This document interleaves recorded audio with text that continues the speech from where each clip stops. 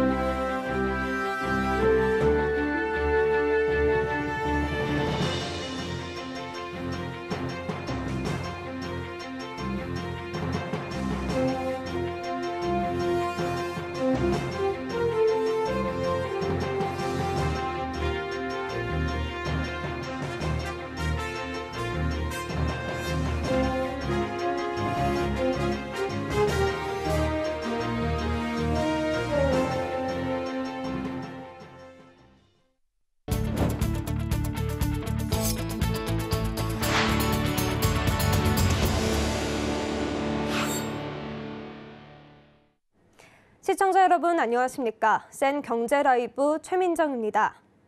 다음 주 열릴 국정감사에선 가상자산 업계를 비롯해 많은 금융인이 증인이나 참고인으로 불려 나옵니다. 특히 은행권은 시중은행장들이 모두 줄줄이 증인으로 서게 됐는데요. 올해 대규모 횡령 사태와 이상 외환거래 문제를 두고 책임을 묻겠다는 겁니다. 보도에 김미연 기자입니다. 업비트와 빗썸 등 가상자산 거래소 최고 경영자, CEO들이 국정감사에서 처음으로 소환됐습니다. 국회 정무위원회는 다음 주 목요일 루나코인 사태 때 수수료 논란 등을 빚은 두나무의 이석우 대표를 증인으로 부르기로 했습니다. 이정훈 빗썸 의장은 아로와나 코인 시세 조작 의혹으로 소환됐습니다. 보험업계에선 이승호 삼성생명 부사장이 삼성생명법과 삼성전자 주식 시가평가와 관련해 증인 출석을 요구받았습니다. 핀테크도 소환됐습니다.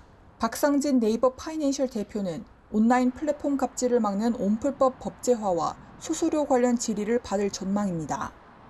다음 달 11일 열릴 금융감독원 감사에선 5대 시중은행장들이 국감에 불려 나옵니다. 이재근 KB국민은행장, 진옥동 신한은행장, 이원덕 우리은행장, 박성호 하나은행장, 권준학 NH농협은행장 등 5명이 대상입니다. 이 자리에선 최근 은행의 대규모 횡령 등 금융사고와 외환거래 이상 관련 질의와 질책이 집중될 전망입니다. 5대 시중은행에선 올해 들어서만 700억 원 넘게 금융사고가 일어났습니다. 같은 날 증인으로 서는 구도교 한화생명 대표는 보험 설계사 강제 퇴사 종용 등 갑질 문제가 증인 채택 사유로 제시됐습니다. 또 이번 국감에선 론스타 사태도 재소환됐습니다. 김가뷰 법무법인 피터앤김 대표 변호사는 4일 당시 회장이었던 김승유 전 하나금융지주 회장이 6일 국감장에 설 예정입니다. 이번 국감 증인들은 여야 모두 출석을 요구해 이루어진 만큼 현장에서 강한 질타도 예상됩니다. 서울경제TV 김미연입니다. 오늘 10월 국정감사에 상장기업 풍산의 대표이사가 증인으로 채택됐습니다. 대기업의 총수도 아닌 상장기업의 대표가 증인으로 서게 되는 건 이례적이라는 평가인데요. 왜 그런 건지 성나균 기자입니다. 류진 풍산 대표가 국회 정무위원회 국정감사 증인으로 소환됐습니다. 국회 정무위원회는 지난 27일 전체 회의를 열고 10월 국정감사의 증인 및 참고인을 확정했습니다. 이에 오는 10월 6일 국정감사에 류진 풍산 대표이사가 불려나가게 됐습니다. 풍산은 지난 7일 방산사업부를 분리해 물적 분할을 추진한다고 공시했습니다. 회사는 신설법인에 대해 상장할 계획은 없다고 했지만 주주들은 즉각 풍산소액주주연대를 결성하는 등 반발하고 있습니다. 물적 분할 과정에서의 소액주주 권익 보호는 그동안 금융당국이 꾸준히 관심을 가져온 사안입니다. 금융당국은 지난 7월 TF를 꾸려 주주 보호 노력을 소홀히 하면서 모자회사 중복 상장을 추진할 경우에는 상장을 제한하고 물적 분할을 반대하는 소액주주에게는 주식 매수 청구권을 부여하는 등의 대안을 내놨습니다. 김소영 금융위원회 부위원장은 성장성이 높은 주요 사업 부문을 물적 분할한 후 단기간 내 상장하는 과정에서 분할 전 회사의 주주들과 충분한 소통이 이루어지지 않아 사회적 이슈로 제기된 바 있다고 꼬집기도 했습니다. 차동석 LG화학 CFO가 국정감사의 증인으로 서게 된 것도 같은 맥락이라는 분석입니다. LG화학은 배터리 사업 부문을 분할해 LG에너지솔루션을 신설 법인으로 설립하고 올해 초 코스피 시장에 상장시켰습니다. 이 과정에서 2021년 1월 14일 105만 원이던 주가는 2022년 3월 16일 43만 7천 원으로 주저앉았습니다. 이에 이번 국정감사에서 풍사는 물적 분할 절차와 소액주주 보호 조치 등에 대해 질문받을 것으로 보입니다. 정무위 소속 이용우 더불어민주당 의원실 관계자는 아직 확정적이지는 않지만 소액주주 보호 조치에 대한 구체적인 방안이나 금융위 발표 이후 물적 분할을 결정한 의도 등에 대해 알아보고 있다고 전했습니다. 이 의원은 지난 3월 기존 주주에게 신주 우선 배정권을 지급하는 등의 자본시장과 금융투자업에 관한 법률 일부 개정안을 발의한 바 있습니다. 지난 4일 금융위원회가 자본시장법 시행령 개정 입법 예고와 상장기준 기업 공시 서식 개정을 발표한 만큼 이번 국정감사 이후 일반 주주의 권익 제고 움직임에 힘이 실릴지 주목됩니다. 서울경제TV 성낙윤입니다. 대내외 악재가 이어지며 코스피가 연일 저점을 낮추고 있습니다. 오늘도 장중 2130선까지 밀리는 등 답답한 흐름을 보였는데요. 다행히 기관과 외국인의 매수로 낙폭을 줄이며 2155선에 장을 마쳤습니다. 한 주간의 증시 흐름 앵커 리포트입니다. 코스피는 오늘도 저점을 낮추며 2155.49포인트의 거래를 마쳤습니다. 현지 시간 28일 애플이 올해 생산을 늘리려는 계획을 철회했다는 소식이 전해지면서 중국 등 수요처의 경기 침체 우려를 자극했습니다. 글로벌 경기 침체에 대한 공포가 커지며 원달러 환율이 1,440원을 돌파하는 등 고공행진을 이어가자 투자자들의 투자 심리를 위축시켰습니다. 증권업계는 애플의 아이폰 수요 둔화 가능성으로 인해 경기에 대한 우려가 커지고 안전자산 선호 심리가 높아져 달러화가 강세폭을 확대했다고 설명합니다. 지난주 영국 행정부의 대규모 감세안으로 촉발된 영국 국채금리 급등에 이날 영국 중앙은행이 개입을 시작했습니다. 장기 국채를 매입하고 양적 긴축을 10월 31일까지 멈춘다는 발표에 장중 5%까지 치솟던 영국 30년물 국채금리가 3.8%대까지 내려왔고 미국 10년물의 진정세도 잦아들었습니다. 다만 시장에 미치는 효과는 길지 않았습니다. 현지 시간 29일 애플의 투자 의견 하향 조정 소식과 연방준비제도 위원들의 강도 높은 매파 발언까지 이어지며 증시는 다시 부진한 흐름을 이어가고 있습니다. 이에 코스피는 한 주간 5.87% 내린 2155.49포인트에 코스닥은 0.02% 하락한 672.65포인트의 거래를 마쳤습니다. 한 주간 수급 동향을 살펴보면 코스피는 개인과 외국인이 매도한 가운데 기관만이 나홀로 매수했고 코스닥은 기관과 외국인이 매수, 개인만이 매도한 것으로 나타났습니다. 전 세계적으로 고강도 긴축이 지속될 전망소 국내 대표 성장주인 네이버와 카카오가 연일 52주 신저가를 경신하고 있습니다. 이외 삼성전자와 SK하이닉스 등 코스피 시가총액 상위 종목들도 신저가 행진을 이어갔습니다. 증권업계에선 경기 침체 우려와 달러 강세에 따른 글로벌 금융시장 불안의 이중고 상황이라며 단기적으로 반등 모멘텀을 찾기 힘든 상황 속 개별 종목 모멘텀에 주목해야 한다고 조언합니다. 서울경제TV 최민정입니다. 미국의 기준금리 인상에 각국의 집값은 내리막길을 걷고 있습니다. 우리나라 또한 주택 거래가 얼어붙고 미분양이 증가하는 등 부동산 경착륙 우려가 커지고 있습니다. 이지영 기자입니다. 물가를 잡으려는 미국의 공격적인 기준금리 인상으로 인해 각국 부동산 시장에 찬바람이 불고 있습니다. 각국이 코로나19로 침체된 경기에 활기를 불어넣기 위해 막대한 돈을 풀고 저금리 정책을 펼치면서 지난 몇 년 사이 집값이 크게 올랐지만 지금은 정반대의 상황이 펼쳐지고 있는 겁니다. 경제협력개발기구 OECD는 최근 발표한 중간 경제전망 보고서에서 금리 상승으로 주택시장의 동력이 약해지고 있다고 평가했습니다. OECD는 많은 국가에서 주택 매매와 주택담보대출, 주택 착공이 급감하고 있으며 일부 국가에서는 전월 대비 주택 가격이 떨어지고 있다고 분석했습니다. 미국 집값은 지난 7월 약 3년 만에 하락세로 돌아섰는데 낙폭도 2011년 1월 이후 가장 컸습니다. 호주는 8월 조사에서 39년 만에 가장 큰 폭으로 집값이 떨어졌습니다. 우리나라 집값도 마찬가지입니다. 한국은행의 지역경제보고서에 따르면 전국 주택매매 가격은 지난해 12월까지 가파른 상승세를 보이다가 올해 6월 하락한 뒤 7월에서 8월에 하락폭이 확대됐습니다. 특히 주택거래량과 매매수급지수 등 각종 지표가 곤두박질치고 있어 부동산 시장의 경착륙에 대비해야 한다는 목소리도 커지고 있습니다. 일부 저소득층의 주거 안정을 위해서는 정부 정책 자금들의 금리를 조금 더 완화를 해주는 방법도 필요할 것으로 보입니다. 한편 정부는 이번 주부터 인천과 지방을 대상으로 규제 지역을 완화하거나 해제했지만 아파트 매수 심리는 되살아나지 않은 걸로 나타났습니다. 한국부동산원에 따르면 이번 주 전국 아파트 매매 수급 지수는 전보다 0.9포인트 하락해 2019년 10월 이후 가장 낮은 수준을 보였습니다. 서울경제TV 이지영입니다. 대한민국에도 곳곳에 수많은 장인과 명장들이 숨어 있죠. 앞으로 이들을 민간 차원에서 발굴해 그 전문성을 소상공인에까지 전파하는 프로젝트가 추진됩니다. 김수빈 기자의 보도입니다. 장인들이 인간 도서관이 됩니다. 인간 도서관이란 덴마크에서 처음 시작된 무브먼트로 책처럼 사람을 빌려주는 제도입니다.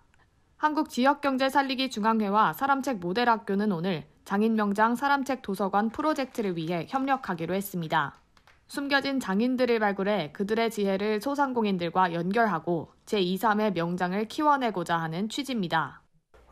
그 기술들이 전달이 돼서 계속 이어져 나갔으면 하는 그런 바람에서 시작하게 됐습니다. 그런 지역 경제도 도움이 되고 또 많은 그런 일자리도 만들어지고. 이 프로젝트는 크게 발굴, 연결, 인큐베이팅 등 3단계로 진행될 계획입니다. 인공지능 등 최신 기술을 활용해 소상공인의 잠재력을 진단합니다. 특히 진단에 사용되는 베스트텍의 AI 다중지능 검사는 데이터 마이닝 특허 기술을 통해 검사 데이터 수집, 추출, 분석까지 가능합니다. 이후에는 적합하다고 판단되는 명장과 연결시켜 문제 해결 노하우를 내면화하도록 지원합니다. 또 메타버스 공간에서 장인들이 가진 기술을 체험할 수 있는 기회도 생길 예정입니다. 숨겨진 명장, 명인들이 많이 있는데 사실 그분들이 어떤 분야의 명인인지 이 부분에 대한 구체적인 데이터가 부족하죠. 사실적인 데이터를 준비하고 그리고 필요로 하는 소상공인들에게 이걸 연결짓고 전국의 숨겨진 장인 발굴을 통해 사회문화 그리고 경제적인 변화가 일어날지 기대됩니다. 서울경제TV 김수빈입니다. 한국이 세계 3대 채권지수 중 하나인 세계 국채지수인 WGBI 관찰 대상국으로 선정됐습니다. WGBI를 관리하는 FTSE 러셀은 선정 이유에 대해 한국 당국이 시장 구조와 한국 자본시장 접근성을 개선하기 위해 제안한 여러 가지 계획들을 발표한 데 따른 것이라고 밝혔습니다. 앞서 금융연구원은 한국이 WGBI에 가입하면 50조에서 60조 원에 달하는 외국인 국채 투자 자금이 유입될 것으로 전망했습니다. 이에 한국 정부는 관찰 대상국에 등재된 만큼 내년 9월 WGBI에 공식 편입되길 기대하고 있습니다.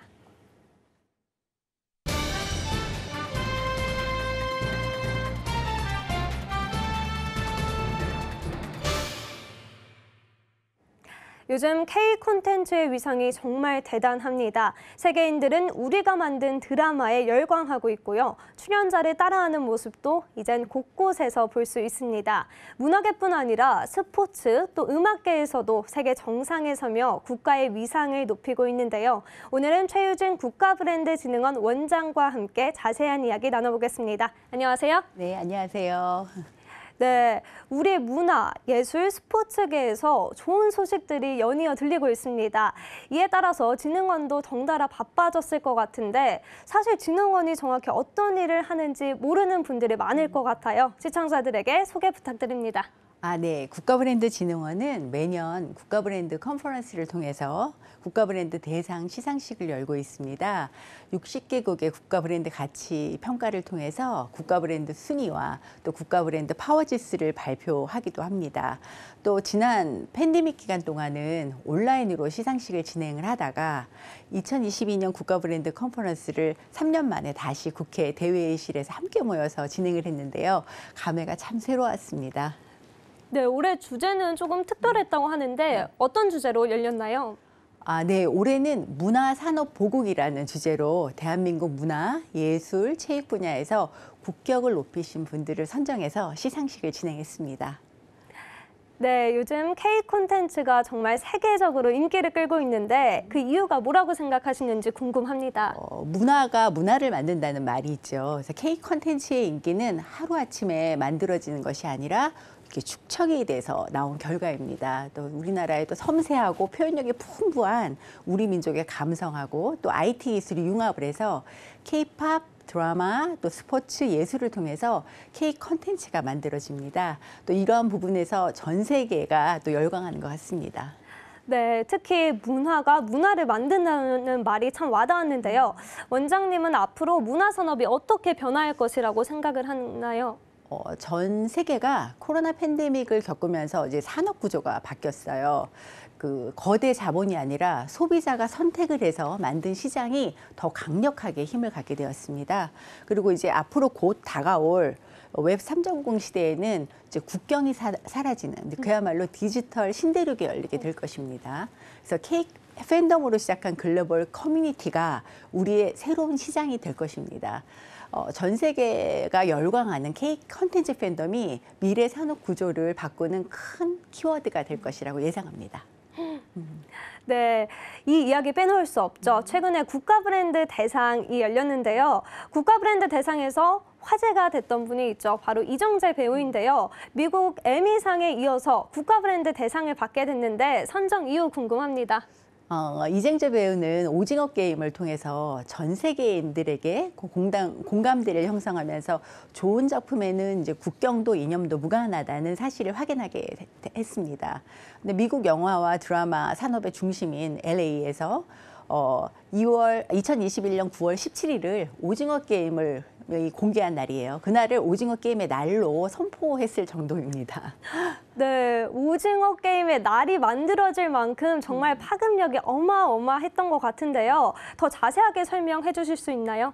네, 오징어 게임이 성공 이후에 많은 이제 글로벌 업체들이 좋은 컨텐츠를 찾아서 한국 컨텐츠 시장에 문을 두드리고 있습니다. 또 세계 각국에서는 오징어 게임 속에서 나왔던 그 유니폼이 인기였고요. 그다음에 드라마에 등장하는 그 달고나, 그다음에 뽑기, 구슬치기 이런 게임이 놀이문화로 유행이 되기도 했습니다. 또 낯선 음식은 신뢰가 있지 않으면 못 먹잖아요. 그렇죠. 좀 꺼려지죠. 그렇죠. 근데 할리우드 스타들이 자기 자녀들에게 우리나라 김을 슈퍼푸드라 그러면서 먹인다고 해요. 제가 유학했던 시절만 하더라도 저한테 이제 검은 종이 먹느냐고 했었거든요. 예, 앞으로 K 콘텐츠의 역량이 세계 콘텐츠 시장을 리드할 뿐만 아니라 또 산업에도 큰 영향을 미칠 것이라고 생각이 됩니다. 네, K 콘텐츠 산업이 더욱 빛날 것으로 기대되는데요. 이번 시상식에 이정재 배우 외에도 또 다른 시상이 있었다고 하는데 스포츠 부분 대상은 최민정 선수에게 돌아갔다고요? 네, 2022년 ISU 쇼트트랙 세계선수권대회에서 무려 4관왕에 오르면서 4년 만에 종합 우승을 차지했습니다. 폭발적인 스피드와 또 최민정 선수만의 전략은 역대 세계 선수권 4번의 우승이라는 전무후무한 기록을 남겼는데요. 외신에서는 이런 표현을 쓰더라고요. 최민정 선수 보유국. 네, 한국 그만큼 최민지 선수의 존재만으로도 대한민국 여자 쇼트트랙의 가치가 입증되었다는 거겠죠. 네, 정말 대한민국의 위상을 높인 일 아닌가 싶은데요. 또 예술 부분 대상은 이윤찬 피아니스트가 선정됐다고 하는데 선정 이유 궁금합니다. 세계적인 권위에 미국 반 클리번 국제 피아노 콩쿠르에서 18세의 나이로 역대 최연소 우승과 또 인기상, 또 현대음악상까지 3관왕의 영예를 차지를 했는데요.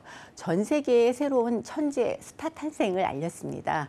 임윤찬 피아니스트를 제가 인터뷰를 하면서 느낀 점이 그가 좀 연주에 더욱 몰입할 수 있는 환경을 만들어 주었으면 좋겠다 이런 생각이 들었어요. 그래서 천재 피아니스트가 더욱 역량을 크게 발휘할 수 있게 기업과 또 국가에서 지원을 해주시기를 기대합니다. 네, 한류를 이끈 주역인 이영애 배우에게도 상이 수여됐다고 들었는데요. 어떤 상이 수여됐나요? 네, 대장금으로 한류 열풍의 교두부가 됐는데요. 아시아는 물론이고 또 유럽하고 아프리카, 남미에 이르기까지 전 세계에 한국의 대중문화와 또 한식의 가치를 알렸습니다. 한국 드라마를 전 세계에 알린 대장금은 지금도 세계 여러 나라에서 인기리에 재방송이 되고 있다고 합니다. 그래서 컨텐츠 강국 대한민국으로 성장하기 위해 노력한 공로를 인정해서 드리게 되었습니다. 네, 공로상은 이영애 배우에게, 또 특별 공로상은 우리나라 최초의 살인미술관인 간송미술관에 돌아갔다고요?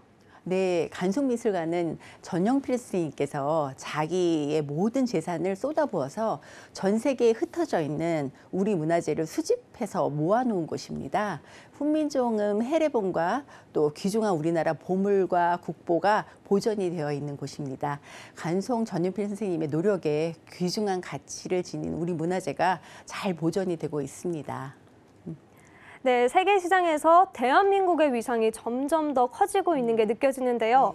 우리 국가 브랜드 파워 어느 정도인지 궁금합니다. 어느 수준인가요? 네. 저희는 코트라의 도움을 받아가지고 60개국의 설문지를 배포를 하고 있습니다. 그래서 매년 전 세계 30개국의 브랜드 파워 지수를 발표하고 있는데요. 2021년에는 브랜드 파워 순위가 6위, 국가 브랜드 가치평가 순위는 9위라는 결과를 도출했습니다. 올해는 아직 발표를 못했고 10월 말에 스위스 제네바에서 발표할 예정입니다.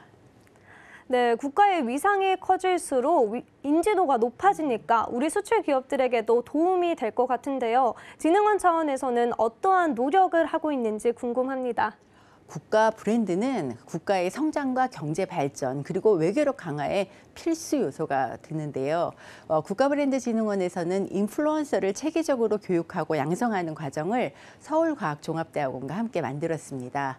대한민국의 강소 기업 제품들을 전 세계의 다양한 채널을 통해서 브랜드 마케팅을 하고 또 판매까지 하는 세계 최초의 교육과정입니다. 또한 우수하지만 우리가 아직 모르는 그런 해외 제품이 있잖아요. 그렇죠? 그런 제품을 이제 글로벌로 알리는 그런 일을 또 시작하려고 합니다. 그야말로 이제 크로스보더 브랜드 플랫폼으로 사업을 확장하고자 합니다. 그리고 앞으로도 국가브랜드진흥원은 대한민국 브랜드 가치 제고를 위해 연구하고 노력할 것을 약속드립니다. 네, 오늘 좋은 말씀 잘 들었습니다. 지금까지 최유진 국가브랜드진흥원 원장이셨습니다. 고맙습니다. 네, 감사합니다.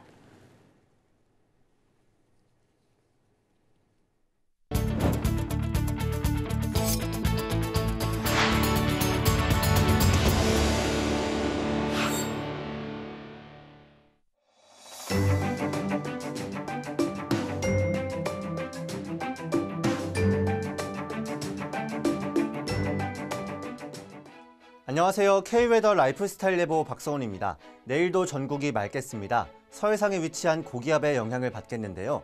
하지만 오늘처럼 서해안과 내륙을 중심으로 짙은 안개가 끼는 곳이 많겠으니 교통안전에 유의하셔야겠습니다. 일요일인 모레는 중부는 흐린 가운데 남부는 구름 많겠습니다. 내일 하늘은 맑지만 공기질은 나쁠 것으로 예상됩니다. WHO 기준으로 강원 영동과 제주를 제외한 전국 대부분 지역이 나쁨 수준을 보이겠는데요. 야외 활동하실 때는 보건용 마스크를 착용하시는 게 좋겠습니다. 다음은 자세한 지역별 내일 기온입니다. 중부지방 내일 일교차 크겠습니다. 서울과 수원 15도, 춘천은 13도로 아침을 시작하겠는데요. 한낮에는 10도 이상 올라 서울과 수원 28도, 춘천은 26도를 보이겠습니다. 동해안 지방 아침에 울진 15도, 속초 17도가 되겠습니다. 한낮 최고 기온은 울진 26도 보이겠고 속초는 28도까지 오르겠습니다. 남부지방 아침에 대구 15도, 광주 17도 보이겠고 부산은 18도가 되겠습니다. 한낮에는 부산 28도, 광주와 대구 29도까지 기온이 크게 오르겠습니다. 서해에는 구름 조금 있겠고 남해와 동해에는 맑겠습니다. 물결은 잔잔하게 일겠습니다. 월요일에 중부지방부터 흐려져 비가 내리겠고 화요일에는 전국에 비가 내리겠습니다. 날씨였습니다. 센 경제 라이브 저희가 준비한 소식은 여기까지입니다. 시청해주신 여러분 고맙습니다.